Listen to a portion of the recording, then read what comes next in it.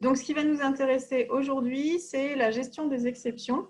Donc, on va voir un petit peu à quoi ça correspond. Et puis, on va travailler sur un nouveau projet, un petit projet, pour pouvoir mettre en œuvre tous les différents éléments qu'on peut réaliser pour gérer les exceptions. Donc, on va un peu tout passer en revue avec notre petit exemple de programme. Donc, le principe de la gestion des exceptions, c'est de gérer les erreurs. Une exception, c'est en fait une erreur qui s'est passée. Et vous l'avez sûrement déjà vu dans les premiers projets ou dans le TP, à certains moments donnés, le programme peut planter en mettant une erreur, un truc rouge très moche qui nous montre qu'il y a une exception. Genre, on a déjà vu des null pointer exceptions, des out of bound exceptions, etc. Donc, l'idée de la gestion des exceptions, c'est de maîtriser ce qui se passe quand ce type d'erreur se produit. Ça peut arriver que ces erreurs se produisent, mais au lieu d'afficher quelque chose qui est incompréhensible pour l'utilisateur, on peut le gérer et afficher un message d'erreur qui permet à l'utilisateur de comprendre ce qui s'est passé.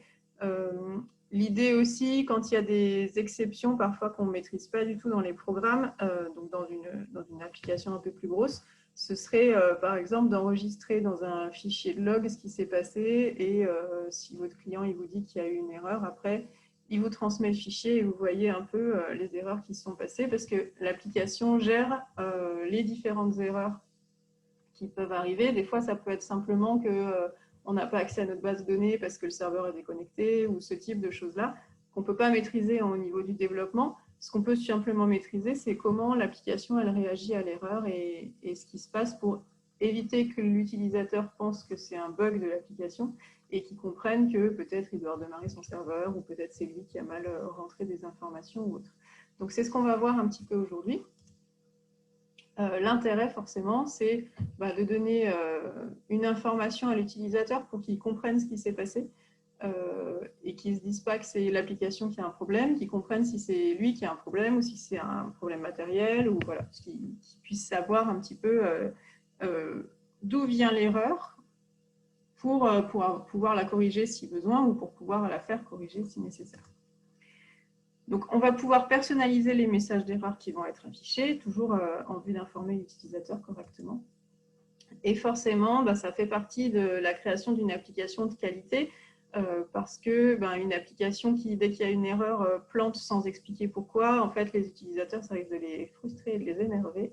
Et du coup, qu'ils n'aient plus envie d'utiliser l'application. Donc, au contraire, si on explique ce qui s'est passé, l'utilisateur il comprendra d'où vient le problème et donc il sera plus à même de le corriger et de moins s'énerver contre l'application. Parce que je pense que vous avez tous souvent vu des personnes qui vous disent oui, c'est l'ordinateur qui a un problème. Et très souvent, ce n'est pas l'ordinateur le problème, c'est souvent l'utilisateur ou autre chose. Mais au moins, si on informe, la personne elle sait ce qu'il faut faire. Donc, quelles sont les erreurs qu'on va pouvoir trouver et qui peuvent potentiellement déclencher une exception? Donc, il peut y avoir des erreurs de programmation. On n'est jamais à l'abri de ça. Quand on va créer une boucle infinie, ça peut être détecté et créer une exception. Si jamais, nous, ce qu'on va utiliser, là, c'est une division par 0, par exemple, qui va nous déclencher notre première exception. Mais il peut y avoir différentes erreurs qui ne sont pas gérées dans le programme et qui peuvent déclencher une exception. Ça peut être une erreur de l'utilisateur, de manipulation, de saisie ou autre. Donc ça aussi, nous, on va le gérer, les erreurs de saisie de l'utilisateur. Et puis, ça peut être, comme je vous disais, une erreur d'accès à une base de données, à un fichier, à une imprimante ou autre chose, qui fait que, comme on n'arrive pas à accéder à la ressource qui est utile, ça déclenche une exception. Donc là, la même idée, c'est d'indiquer pourquoi il y a eu l'erreur. Et comme ça, peut-être que l'utilisateur, il a juste à redémarrer son serveur, à redémarrer son imprimante, à vérifier sa connexion réseau pour que l'erreur soit corrigée. Alors, on le verra dans la suite des cours, dans l'utilisation de certaines fonctionnalités ou ressources va nous obliger à gérer les exceptions à l'intérieur de l'application, ce qui n'était pas notre cas jusqu'à maintenant, parce qu'on n'a rien fait qui nécessitait forcément la gestion des exceptions. Mais par exemple, si vous voulez vous connecter à une base de données ou si vous voulez vous ouvrir un fichier, NetBeans, enfin le Java en tout cas, va vous obliger à gérer les exceptions qui sont associées à ce type d'erreur. Donc, il faut apprendre à le faire parce que même si on se dit qu'on n'en a pas besoin dans notre application, par rapport à l'utilisation de certaines fonctionnalités, ça peut nous obliger à utiliser la gestion des exceptions. Donc nous, on va travailler sur un tout petit programme et on va voir un peu toutes les façons de gérer les exceptions. Notre programme, ce qu'il va faire, c'est qu'il va demander la saisie de deux nombres, diviser le premier par le deuxième, afficher le résultat. Et donc forcément, la première exception sur laquelle on va travailler, c'est le fait de diviser par 0, chose qui ne sera pas gérée dans notre programme. Et donc c'est à partir de là qu'on va commencer à regarder comment est-ce qu'on travaille avec les exceptions. Donc, c'est ce qu'on va tester au début. Et on va donc… Alors, on peut prévoir ce cas en mettant en place des tests. Hein. Ça, bien sûr, c'est tout à fait possible. Et du coup, dans l'application, on va choisir à chaque fois si on met en place des tests ou si on gère les exceptions potentiellement. Mais nous, là, on va s'intéresser qu'à la gestion des exceptions pour aujourd'hui. Donc, ce que vous allez faire, c'est que vous allez créer un nouveau projet. Donc, si vous voulez qu'il fonctionne avec mon fichier sans avoir besoin de changer les noms des packages, vous l'appelez gestion exception. Sinon, vous l'appelez bien comme vous voulez. Vous allez récupérer le fichier gestion exception qui est sur Claroline. Et on va tester le programme avec un diviseur égal à 0. Donc, je vais vous laisser un petit peu de temps pour faire ça. Ce que vous allez faire, c'est que vous allez m'indiquer avec un oui quand vous avez terminé d'installer, de créer votre projet et de récupérer le fichier gestion exception pour qu'on puisse travailler ensemble sur la suite. Donc voilà, vous faites dessus et dès que vous avez fait, vous mettez un oui sur Zoom là devant votre nom. Comme ça, je saurai que c'est fait. En fait, vous avez la possibilité sur Zoom, dans la liste des participants, vous avez une icône oui avec c'est un petit vert validé et une icône non. Donc dès que c'est fait, un oui, et comme ça, j'attends que tout le monde soit prêt pour passer à la suite.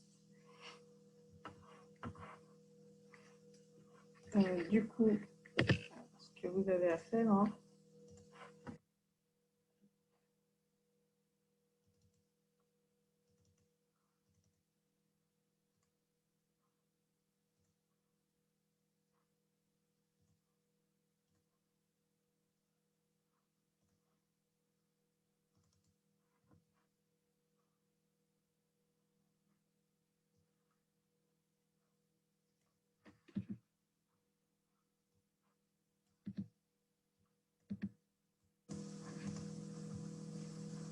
voilà, vous devez donc récupérer le fichier ici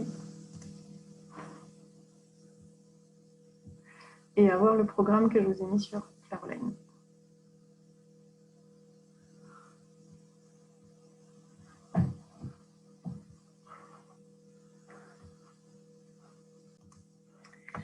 Ce qu'on va faire ici, c'est qu'on va exécuter le programme. On va regarder ce qui se passe quand on divise par 0. Et on voit donc une exception. Donc ici, ce qui va nous être affiché. Donc vous voyez que déjà, l'erreur, elle s'affiche. On ne comprend pas forcément ce qui se passe parce qu'il y a ces trucs rouges qui paraissent déjà montrer qu'il y a un gros problème. Du coup, on voit qu'il y a une erreur qui s'appelle arithmétique exception. Donc il y a le message divide by 0 ici. Et on voit également à quelle ligne il y a eu l'erreur. Mais bon, du coup, l'arrêt de l'application n'est pas très propre ici. Alors, forcément, on peut gérer nous-mêmes le fait d'interdire la division par 0, mais ce qui va nous intéresser, c'est simplement d'expliquer à l'utilisateur ce qui s'est passé et pourquoi notre programme n'a pas fonctionné. Donc, ce qu'on peut faire, hein, du coup, c'est mettre en place des tests dans le programme, bien entendu. Sur certaines choses, on mettra en place des tests dans le programme. Et dans les anciens langages dans lesquels les exceptions n'existaient pas, on a tout fonctionné avec ce type d'éléments, avec des tests. Mais on a maintenant, dans Java, dans C#, voilà, dans d'autres langages, on a la possibilité, on a le fait d'avoir ces exceptions qui sont levées par l'application. Et donc, d'avoir la possibilité de les gérer et de pouvoir fermer l'application proprement. Donc, quand il y a une exception qui est déclenchée, le programme, ici, le programme s'arrête. Dès qu'on a fait la division par 0, c'est là que le programme s'arrête et on ne passe pas à la suite. Du coup, nous, on va voir un petit peu comment on peut faire pour gérer ces éléments-là. Donc, l'exception, c'est une erreur au niveau de l'exécution du programme. Et voilà ce qu'on va apprendre sur la gestion des exceptions. On va voir la mise en place des structures qui permettent de capter une exception, donc c'est-à-dire de dire si l'exception arrive, voilà ce que je vais faire. On va pouvoir définir une fin d'exécution du programme dans le cas de l'exception. Donc nous, ce qu'on voudra, c'est afficher un message d'erreur. On va faire des choses assez simples. On peut faire d'autres choses, mais nous, on va s'intéresser du coup uniquement pour l'instant à l'affichage de messages. On aura la possibilité de créer nos exceptions personnalisées, donc nos propres exceptions. Donc c'est ce qu'on verra aussi. Et on pourra décider à quel moment le programme, enfin l'application, gère l'exception. Donc on pourra propager une exception d'une fonction à une autre pour décider à quel endroit est-ce qu'on va gérer les exceptions. Donc c'est tous ces éléments-là qu'on va voir par l'intermédiaire de notre petit projet ici. Donc une exception, c'est en fait un objet de la classe exception. Enfin, d'une classe qui est une exception, un type d'exception. Et on peut créer des classes, enfin toutes les classes qu'on veut, qui vont hériter de la classe exception, et c'est comme ça qu'elles vont se comporter comme une exception.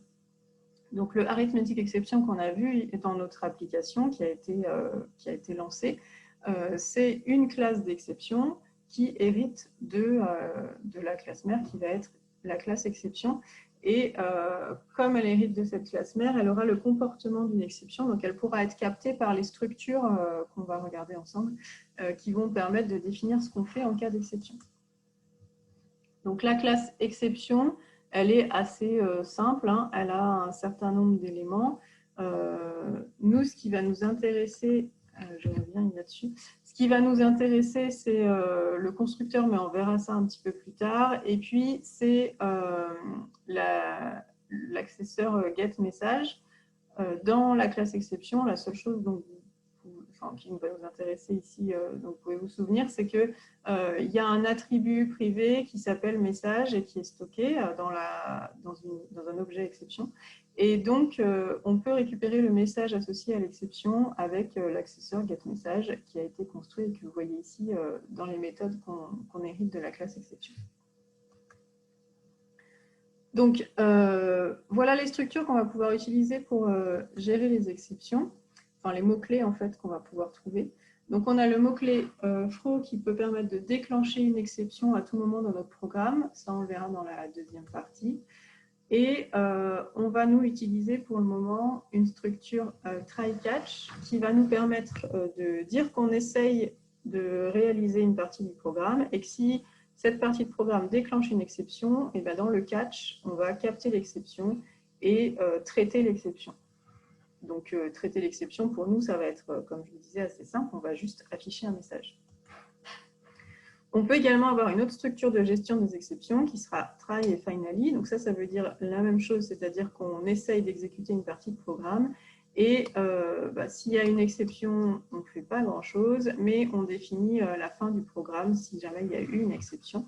Et on peut donc associer les deux, avoir un try, catch, finally, donc les trois parties. Le programme qu'on essaye, le captage des exceptions et la réalisation de traitements spécifiques pour les exceptions, et puis la mise en place d'un traitement final en cas d'exception, ou en cas de non-exception de toute façon. Donc voilà comment ça va se présenter. On mettra le programme qu'on veut exécuter dans un bloc try, et à la suite, on mettra un bloc catch dans lequel on fera le traitement de notre exception. Et ce bloc catch, en fait, on va lui préciser, entre parenthèses, quelle est l'exception qu'on va capter ici. Donc la nature de l'exception, c'est en fait la classe de l'exception. Et la variable qui va correspondre, qui correspondra finalement à l'objet exception qui aura été créé quand il y aura eu l'erreur. Donc ça, c'est notre programme qui est exécuté, qui est à l'intérieur du try. Si jamais il y a une exception qui se déroule, en fait, ça crée un objet de cette classe d'exception. Ici, dans notre exemple, c'est arithmetic exception. Il y a un objet qui est créé et cet objet, en fait, il faut qu'on ait un catch pour récupérer l'objet par l'intermédiaire de la variable ici que j'appelle variable exception pour pouvoir ensuite le traiter. Donc c'est comme ça que ça va se passer. Il faut imaginer, il faut bien voir que quand le programme est exécuté et qu'il déclenche une exception, c'est en fait la création d'un objet exception qui attend une seule chose, qu'on le capte pour le gérer. Et si on veut rajouter un finally, donc on va le rajouter en utilisant cette syntaxe-là, un autre bloc à la suite qui indiquera ce qu'on va réaliser dans tous les cas.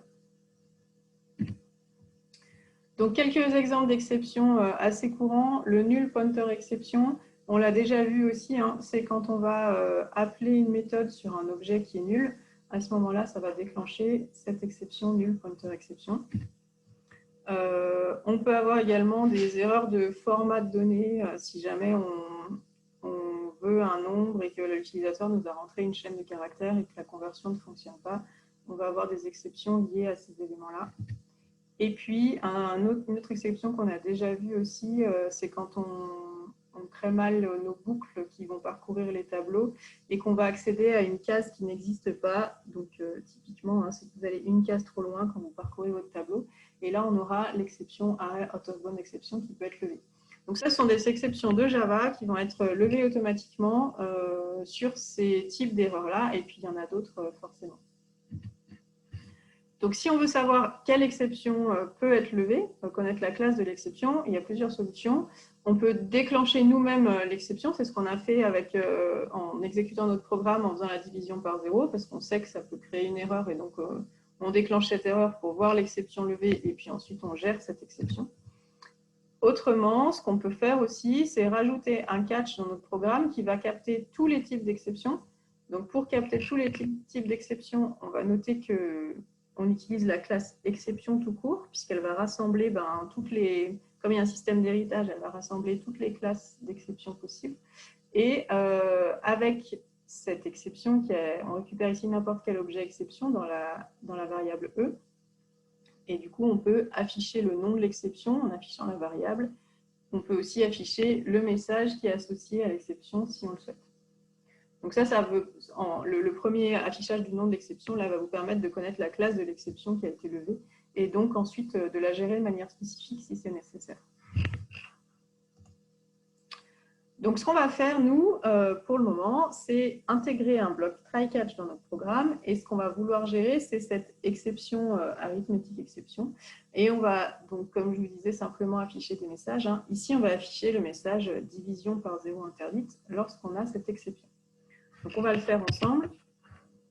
On va reprendre le programme ici. On va intégrer un bloc try-catch. Alors, le bloc try, on peut l'intégrer un peu où on veut, soit juste au niveau de l'instruction qui peut déclencher une erreur, soit que le try, il englobe tout le programme, ce qui est un petit peu plus propre en termes de lisibilité du code, parce que sinon, vous risquez d'avoir des tries un petit peu partout dans votre programme et ça alourdit un peu la lecture. Donc, souvent, ce qu'on va faire, c'est qu'on va mettre un bloc try pour l'ensemble du code. Donc là, c'est ce que je fais. Je crée un bloc try à l'intérieur duquel je mets tout mon programme. Et puis, à la suite, je vais mettre un catch. Et ici, l'exception que je veux capter, c'est donc l'exception arithmétique exception. Donc, je vais donner la classe de cette exception. Je vais indiquer un nom d'objet que je vais choisir moi pour définir, voilà, s'il y a une exception arithmétique exception qui se balade quelque part et que je la capte, je la récupère et dans la variable, dans l'objet que j'appelle E, par défaut E pour exception, mais on peut l'appeler un peu comme on veut. Et puis, ici, on va définir ce qu'on fait s'il y a cette exception. Donc, nous, ce qu'on veut faire, c'est afficher division par 0.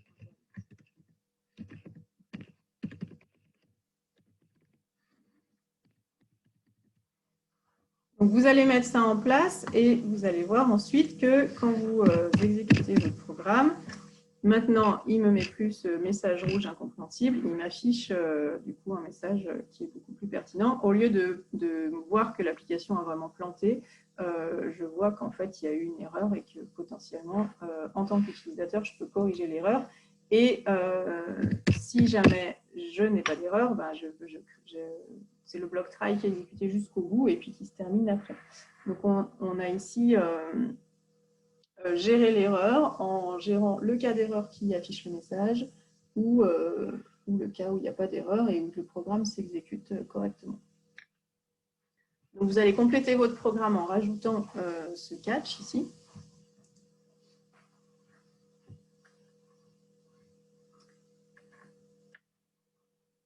Et puis, ce qu'on va rajouter, c'est un bloc finally. Pour voir la structure avec les 3 blocs. Et dans le bloc finally, on peut afficher le message fin du programme. Et donc, ce bloc finally, il va être exécuté soit à la suite du try si tout s'est bien passé, soit à la suite du catch si jamais il y a eu une erreur. Donc, ici, vous pouvez réexécuter votre programme.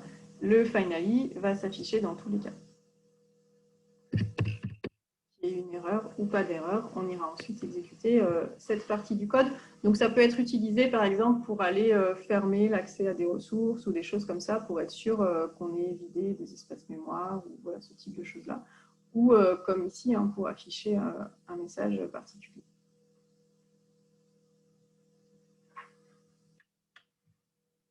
Donc, je vous laisse 2-3 minutes pour le faire vous et faire vos tests, et puis on va continuer.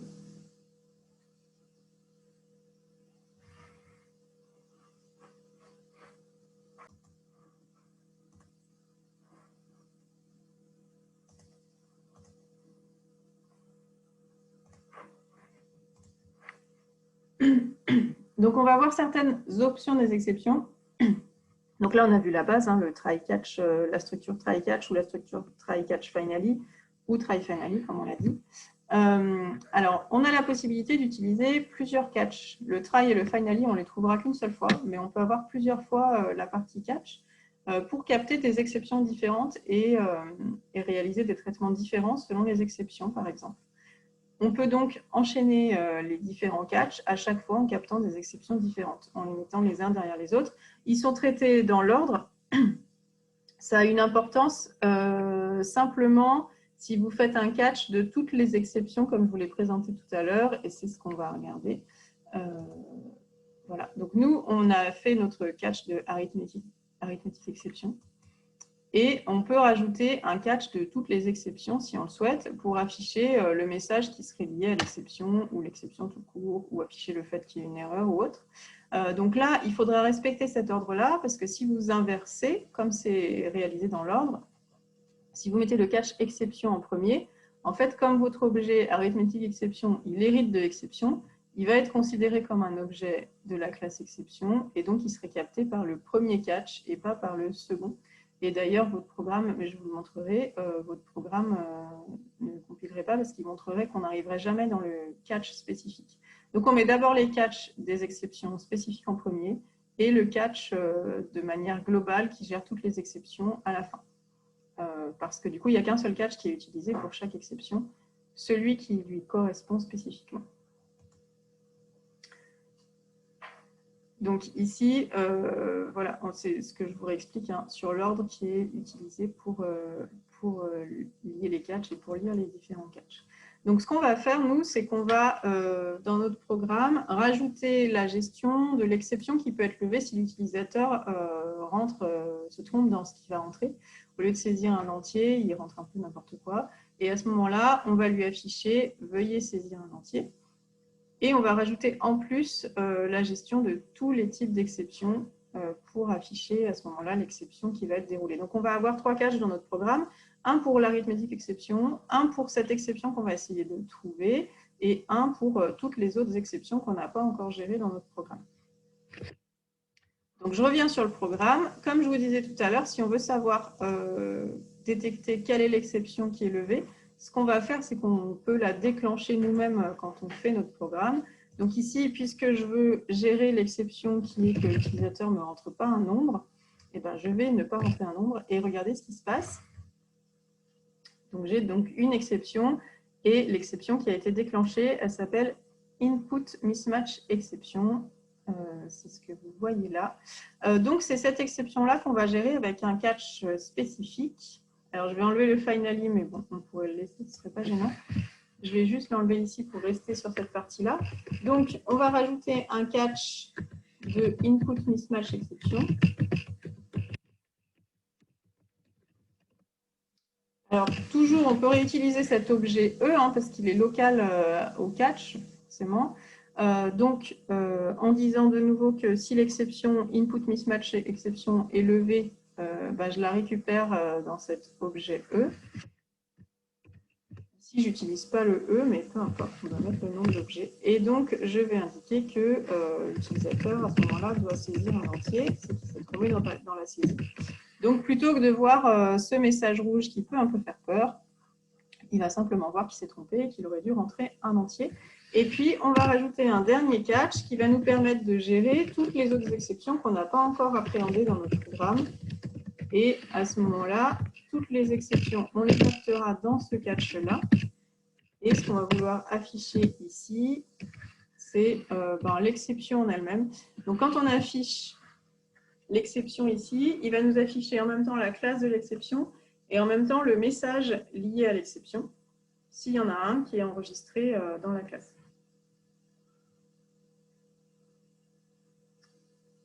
Donc, une fois qu'on a mis cette structure-là en place, on a donc toujours notre division par 0 qui est gérée, mais on a en plus le fait que l'utilisateur rentre n'importe quoi et qui va nous afficher qu'il doit saisir un entier. Et donc, ce que je vais vous montrer, si jamais je mets en commentaire les exceptions spécifiques, je garde uniquement le catch de toutes les exceptions pour voir ce qui se passe. Et donc, si je rentre ici n'importe quoi, c'est ce catch-là qui va fonctionner et il va m'afficher les informations liées à l'exception. Donc, si j'ai rentré des chaînes de caractères, il m'affiche le nom de la classe d'exception, donc input mismatch exception. Et si je fais une division par 0, il va m'afficher non seulement la classe d'exception, mais aussi le message lié à l'exception. Donc, on voit que dans la classe input mismatch exception, il n'y a pas de message associé. Alors que dans la classe arithmétique exception, il y a un message associé à cette erreur-là spécifiquement.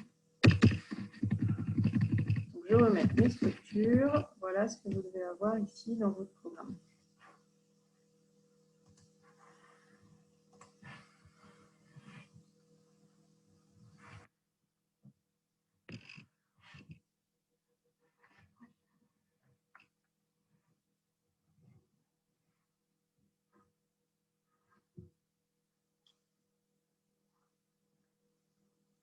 Oui, quand on utilise plusieurs catchs, il y en a un seul qui va être activé. Et du coup, celui qui va être activé, c'est le premier, dans l'ordre dans lequel vous les avez notés, qui correspond à l'exception qui est levée.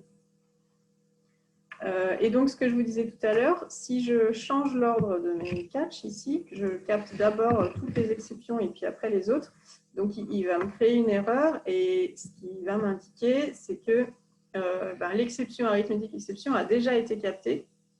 En fait, elle a déjà été captée par le catch précédent qui catch toutes les exceptions possibles. Et c'est le système de l'héritage. Hein. Chaque classe d'exception, elle hérite de l'exception. Du coup, c'est comme ce qu'on a fait dans notre jeu des héros. Quand un héros de feu, il pouvait être considéré comme un héros tout court. Donc ici, une arithmétique exception, elle peut être considérée comme une exception tout court. Donc le fait de mettre les catchs dans cet ordre-là ne fonctionnera pas. Parce que si j'ai une arithmétique exception, elle serait d'abord captée par le premier catch et donc on n'arriverait jamais au deuxième. Donc ici, l'ordre va avoir une importance parce que le premier catch qui correspond à l'exception qui est levée, eh ben, c'est lui qui va être exécuté et puis c'est tout, il n'y aura pas d'autre catch qui sera exécuté.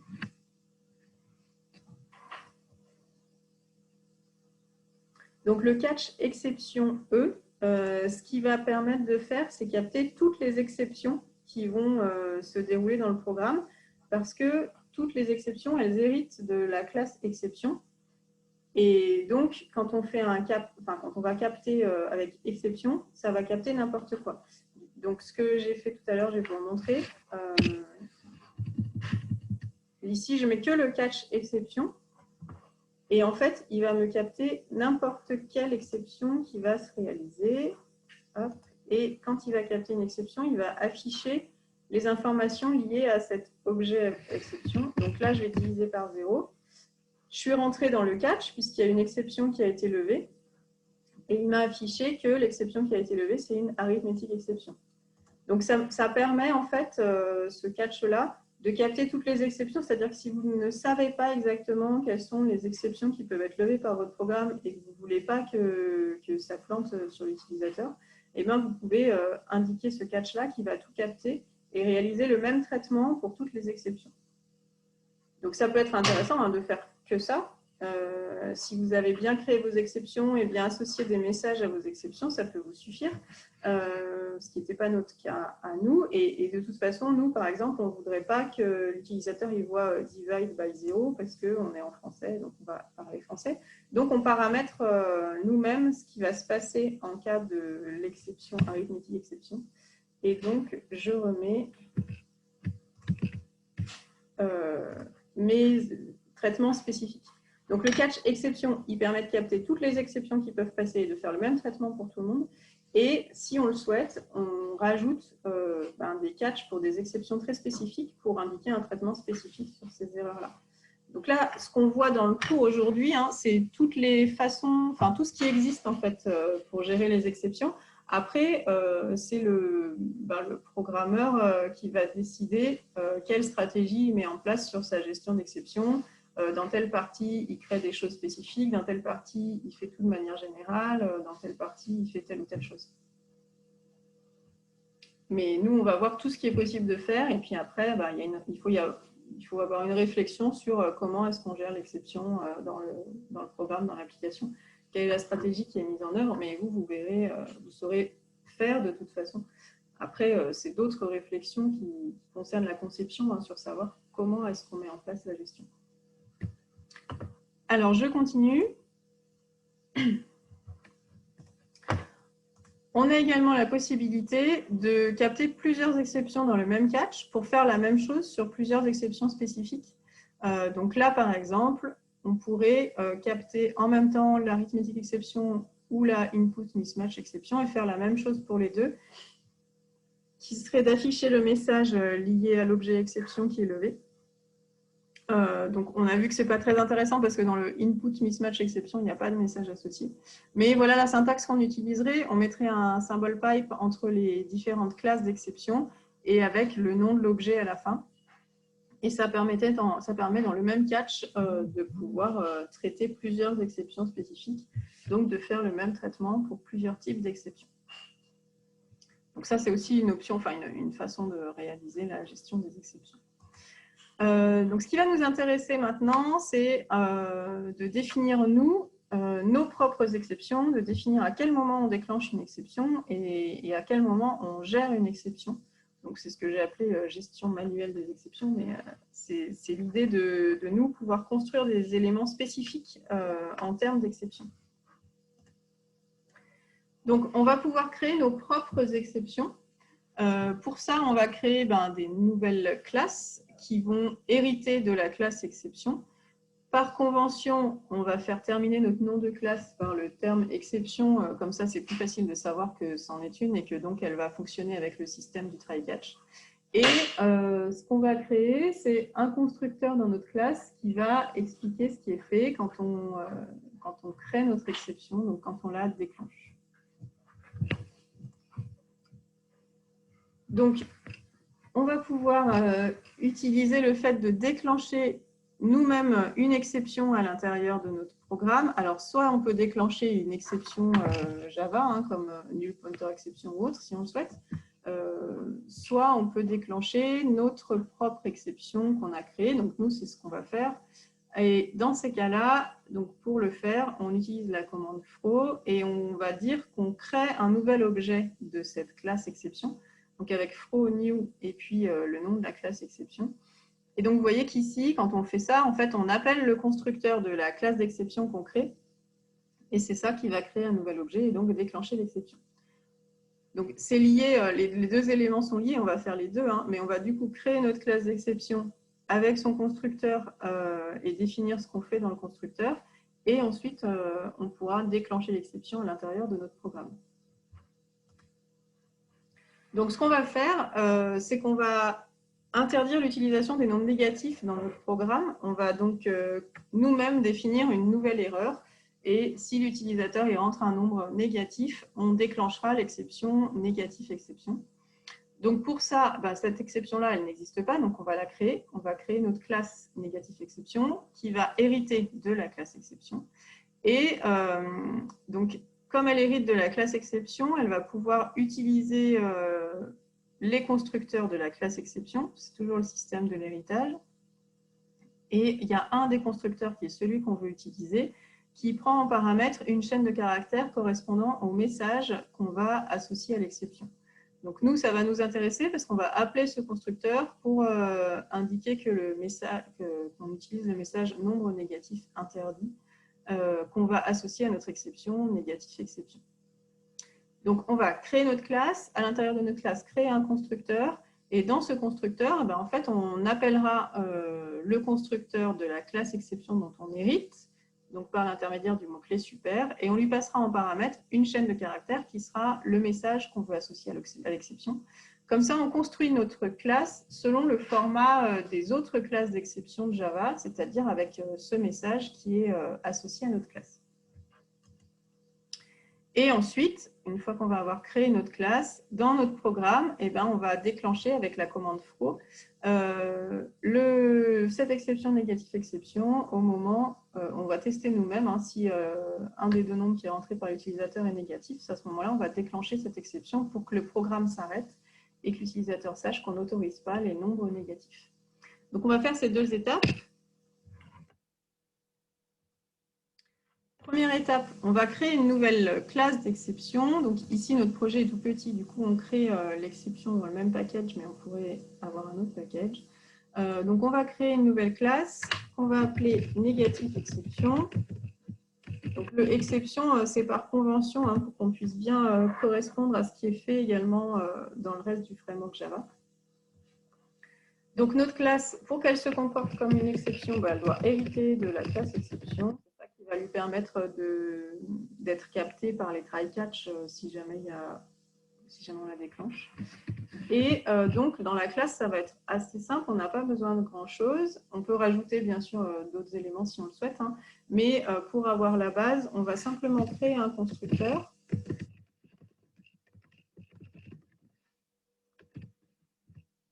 Alors, si on voulait, on pourrait créer un constructeur avec un paramètre, ça c'est comme on le veut. On peut très bien choisir de passer en paramètre un message ou autre, il y a plein de façons de faire. Ici, on utilise une manière assez basique puisqu'on a un seul message associé à notre exception. Donc, quand on va déclencher l'exception négatif exception, on va en fait créer un objet et cet objet, on va lui associer le message nombre négatif interdit. Et pour ça, du coup, on va utiliser le constructeur que je vous ai montré tout à l'heure par l'intermédiaire de super. Et le constructeur dans lequel on passe en paramètre le message qu'on veut associer à notre exception.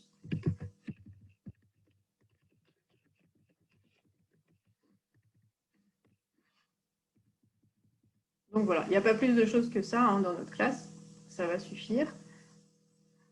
Le super, il va appeler le constructeur de la classe exception qui prend en paramètre une chaîne de caractères et donc qui l'associe à l'attribut message de notre exception, ce qui va nous permettre de pouvoir récupérer ce message avec la méthode getMessage dont je vous ai parlé tout à l'heure.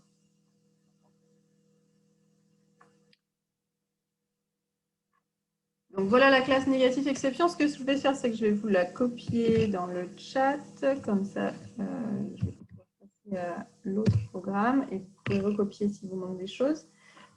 Et donc, dans notre programme gestion exception, maintenant, on va gérer cette nouvelle erreur. Donc, je vais gérer l'erreur pour les deux variables en même temps.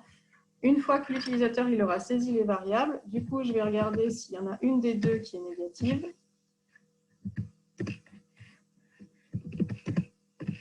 Donc, si i est inférieur à 0 ou j est inférieur à 0, à ce moment-là, je vais déclencher cette exception. Donc, pour déclencher l'exception, comme je vous disais tout à l'heure, c'est le mot-clé throw. Et derrière, on crée un nouvel objet de cette exception en appelant le constructeur négatif exception qu'on vient de créer. Donc, le nôtre, il n'a pas de paramètre. Et ici, ça va donc créer un nouvel objet de la classe exception. Donc, je vais tester. Du coup, comme je n'ai pas de catch spécifique pour négatif exception, quand je vais déclencher cette exception, il va venir dans le catch exception ici que j'ai noté. Donc, je vais simplement afficher. On affiche l'exception, donc on verra et l'exception et le message associé.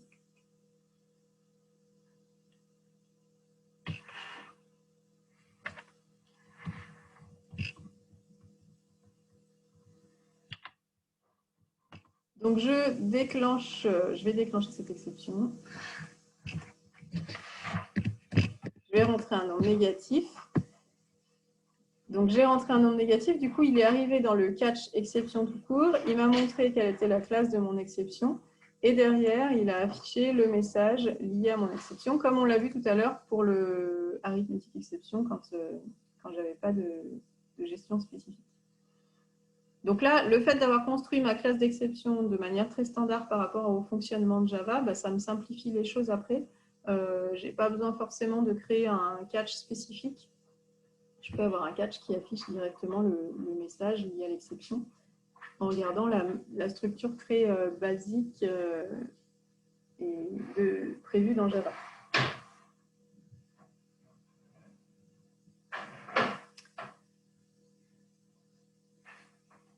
Alors, je vous laisse peut-être quelques minutes pour terminer, pour mettre en place cette partie-là. Donc, créer la classe négatif exception et puis rajouter dans votre programme ici le déclenchement de l'exception si jamais on est dans le cas où un des deux nombres est négatif.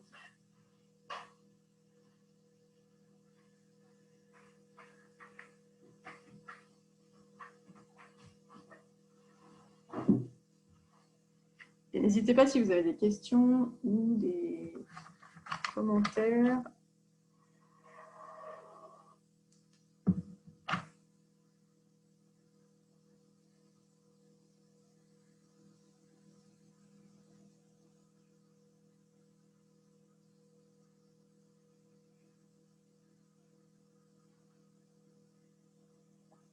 Alors du coup, la classe exception, elle existe dans le framework Java. Donc on ne la voit pas spécialement. Après, ici, on peut aller regarder dans la documentation de Java.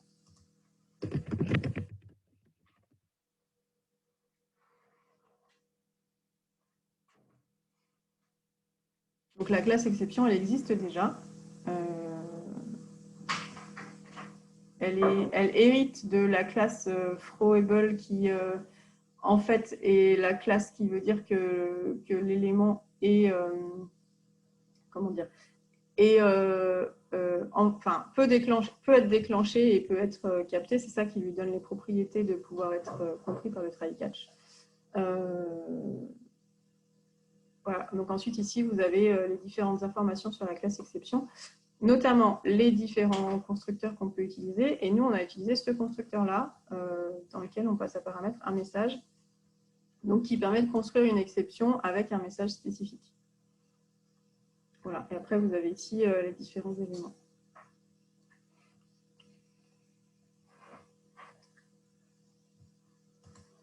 Donc oui, on ne la voit pas la classe parce qu'elle existe déjà. Elle est dans un des packages, dans le package java.lang du coup, qui vous avez dû rajouter, non, qui est inclus automatiquement. Alors Enzo, vérifie dans ta classe si tu as bien fait hériter de exception ici, si tu as bien mis extend exception. C'est peut-être ça qui va manquer. Sinon, si vous avez un souci, vous pouvez me partager votre écran.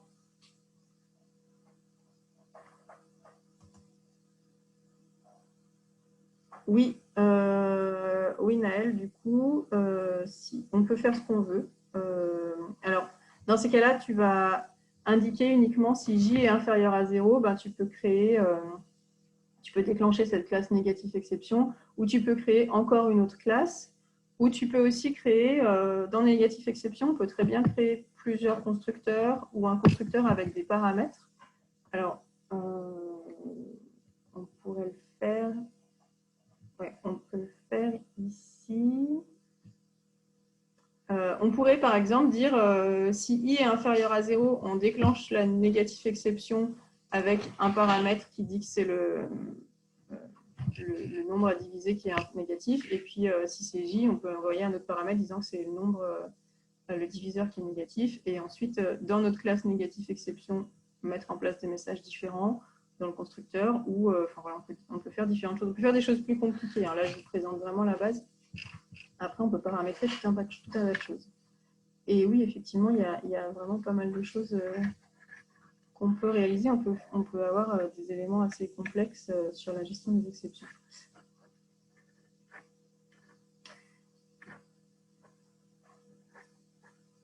Alors, dites-moi si vous avez besoin encore d'un peu de temps, sinon je continue.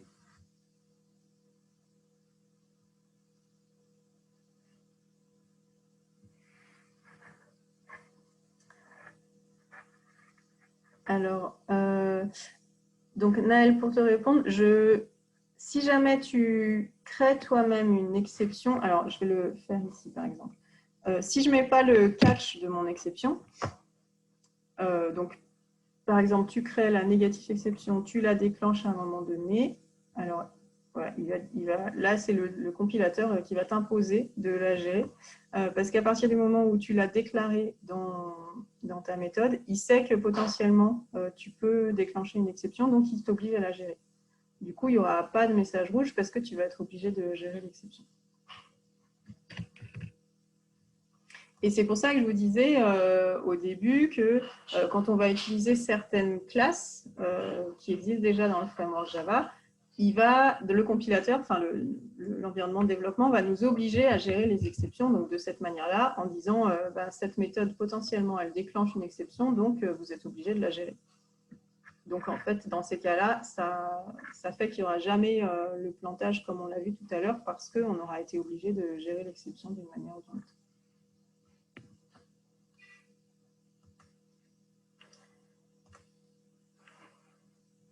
Alors maintenant, ce qu'on va avoir encore comme autre élément qu'on peut paramétrer, c'est qu'on peut choisir dans notre application. Donc nous, pour l'instant, on a une application très très simple, on a juste une procédure main, mais bien entendu, les applications vont avoir une structure beaucoup plus compliquée, et on peut en fait choisir à quel moment on gère les exceptions.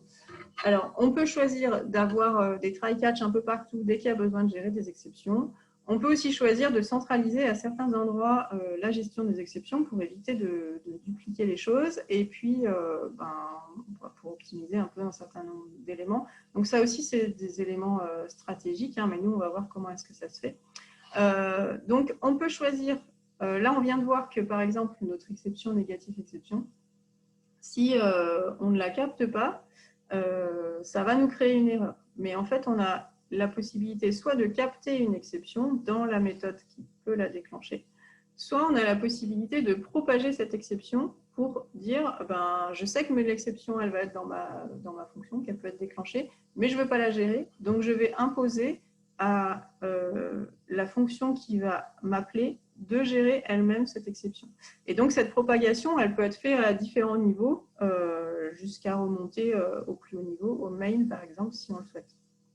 Donc, c'est ce qu'on va tester, nous, en changeant un petit peu la structure de notre programme pour voir comment est-ce qu'on fait pour propager la gestion de l'exception.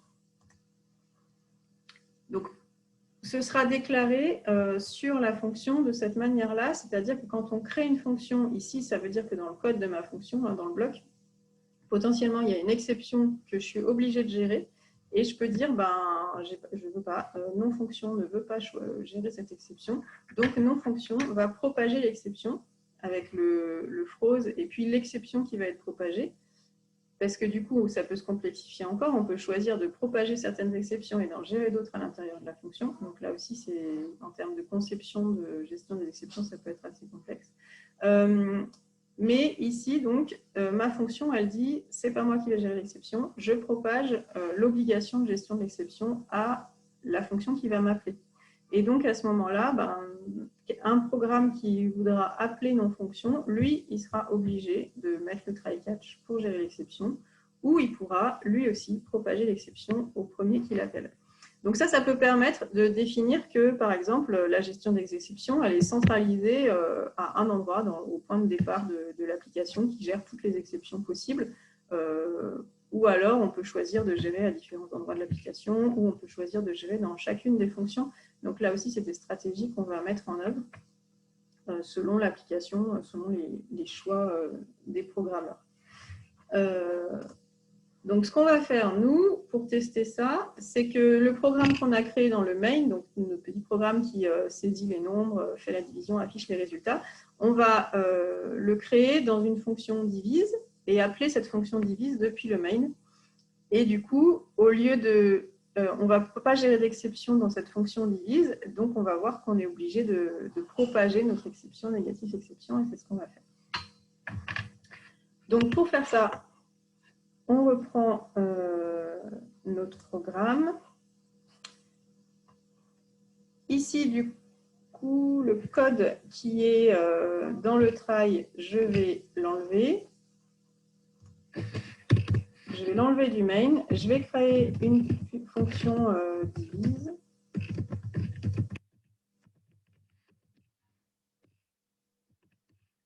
Dans laquelle je vais copier tout mon code.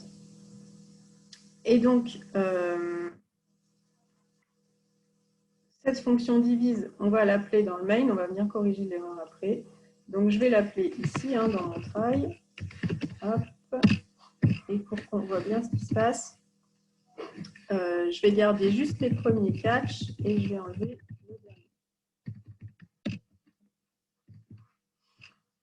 Donc, voilà ce que vous avez à faire.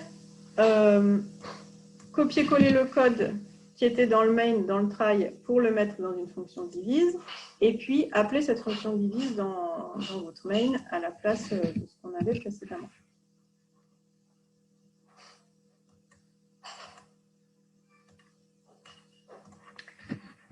Donc, une fois que vous avez fait ça, vous voyez qu'il y a une erreur qui est liée au fait qu'on ait déclenché cette exception négatif-exception parce que le programme voit qu'on va déclencher une exception, donc il va nous obliger à gérer cette exception.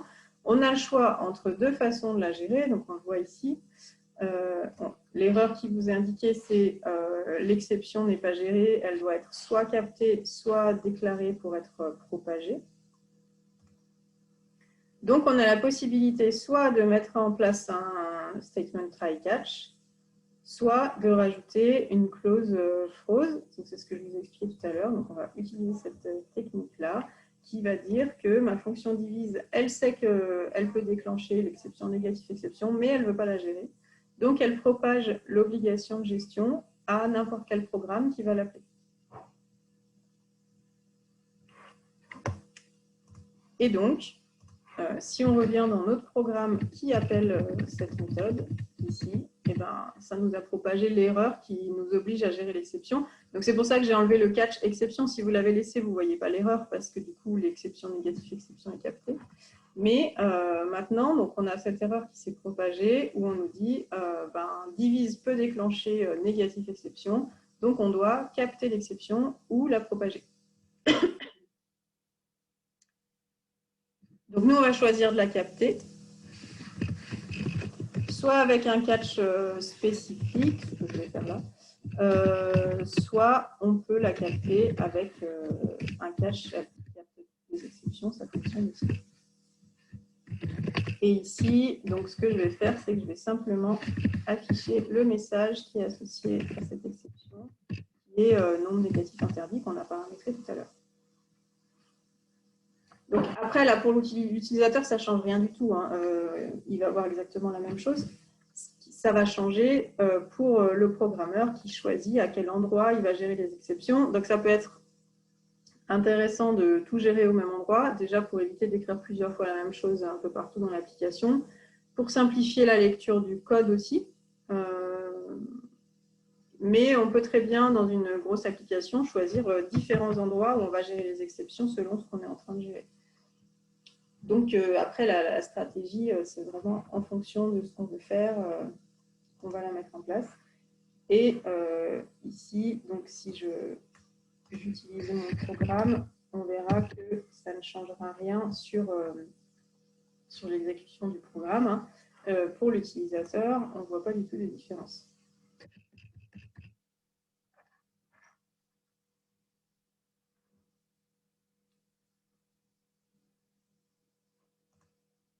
Donc, je vous rappelle ce qu'on a fait. On a récupéré le code qui faisait la saisie, la division, enfin le contrôle des nombres et la division, l'affichage du résultat. On l'a mis dans une fonction à part, donc la fonction divise. Et on a défini que cette fonction, elle n'allait pas gérer elle-même avec un try-catch négatif exception, mais qu'elle allait propager l'exception à n'importe quel programme qui allait l'appeler. Et donc, dans notre main, quand on appelle cette fonction, on voit qu'on est obligé à ce moment-là de gérer l'exception négatif exception.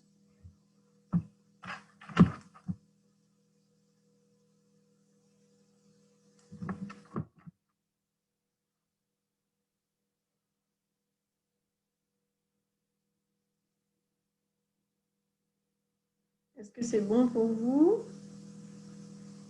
Oui, je vous remontre la méthode divise. J'ai simplement fait un copier-coller, hein, je n'ai rien changé d'autre.